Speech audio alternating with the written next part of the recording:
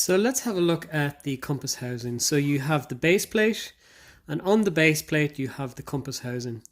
So inside the compass housing you have the magnetic needle. The red part of the magnetic needle will point to magnetic north, and the white part therefore will point to the south. On the inside of the housing, underneath, you have the Orientation arrow, which is a red arrow underneath, and you'll have these little lines which are called Orientation lines. Then what we have on the outside of the housing is what's called a bezel. So you have this part of the compass housing that actually spins and moves around. So you can see it spins and moves.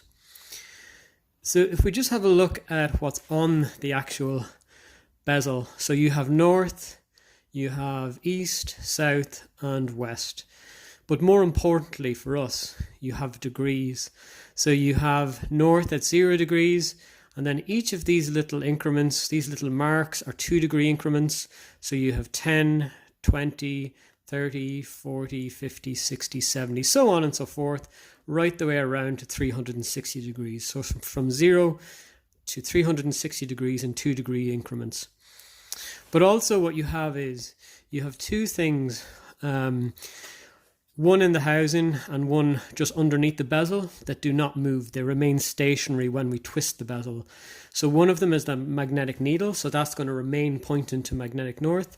And then there's a little line called the index line that's just underneath the bezel, and that will remain stationary as well. So if you keep an eye on both of those, you'll notice that the index line remains stationary and the needle remains stationary as well. So the important part here, or one of the important parts, is the index line, because this is where we'll read our bearing.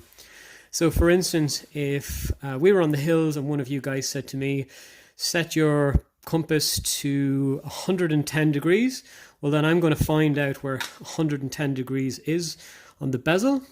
So that's where 110 degrees is there. So between 120 and 100, 110.